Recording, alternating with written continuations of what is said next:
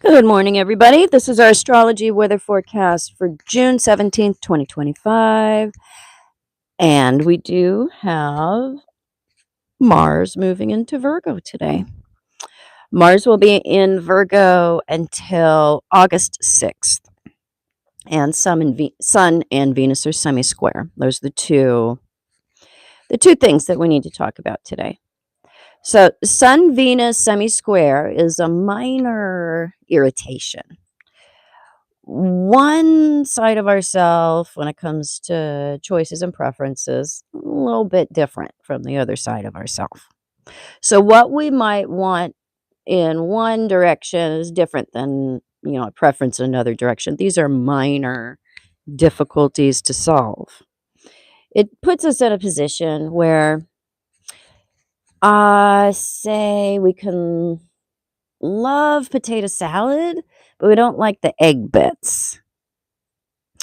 Or we can go shopping and we can choose something and it's the right fit, it's not the right color. Or say we pick out a car and we love the way it drives, but it looks weird. These are the, minor trade-offs that we'll experience.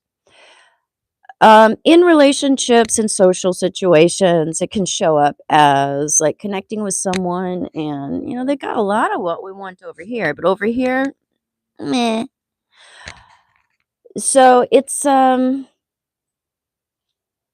minor differences in preferences that we just have to come to grips with, and sometimes uh land on one side or the other. So we have to accept that there won't be a total complete satisfaction. And if we do have to sacrifice too much, on one side or the other, we're just going to have to put that down and keep shopping, keep looking for something that is going to meet the mark more fully. So, with the Mars coming into Virgo, this is something that can contribute to that little sense of the fly in the ointment, because Mars in Virgo is very precise. This is a period of time until August 6th that we're more focused on getting things right, correcting ourselves so we can have the best product. Our energy goes into perfection, and particularly in honing our craft and getting the best result, having an experience of practice makes perfect. So it's a good energy when it comes to putting our focus on doing the best job, coming into alignment more with health, better routines, um, looking at how we're cutting corners, because we may not have the best product if we're doing things quickly. So with Mars and Virgo, it's about getting the best result, even if we have to focus in more tightly on the details. We can get obsessive with Mars and Virgo. We can. We can get into some OCD loops. So we have to look at how much am I turning inward and focusing on one thing or the other? Because if we get too micro about it, that's where we lose the big picture and we will not have the best result, because we're just focusing on one component part. So if we don't get too micromanagey about things, this is a very good transit because it can have us, keeping track of what the ultimate outcome is, but being able to hone in on the pieces that need extra attention, extra energy in order to get the entire machine, the entire goal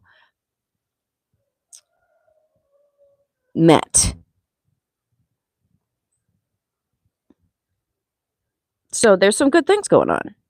When it comes to being able to shore some things up that typically we might not even recognize as weak points.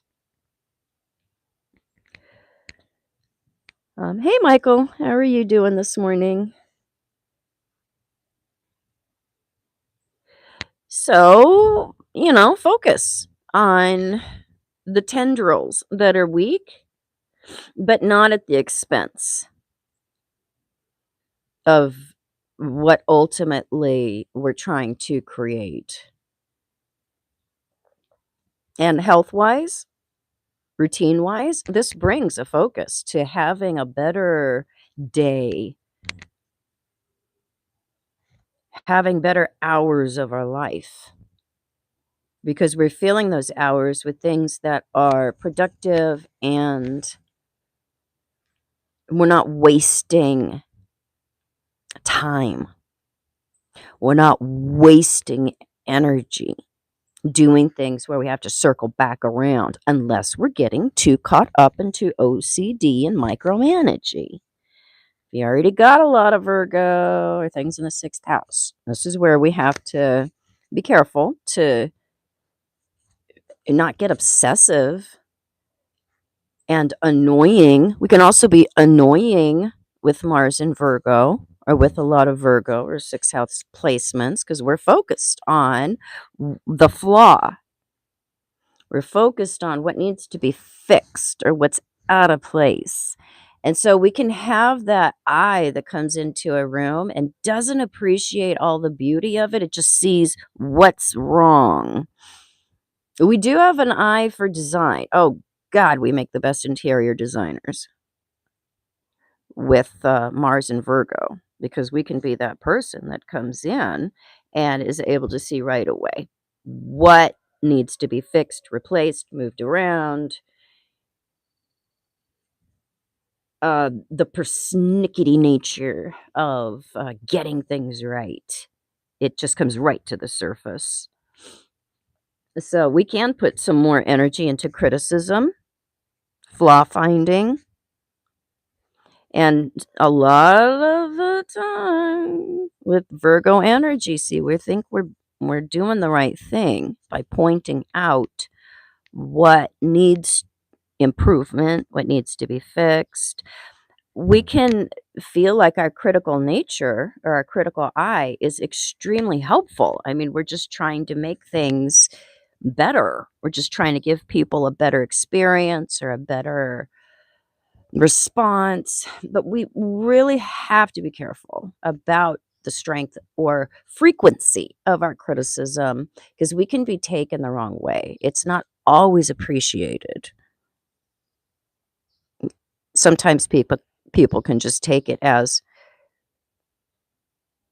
criticism, not as constructive criticism, but as something that actually creates more of a divide rather than a better outcome. So just be careful about your delivery and the frequency of your extra information. Alrighty, guys, that's what I got. Have a great day.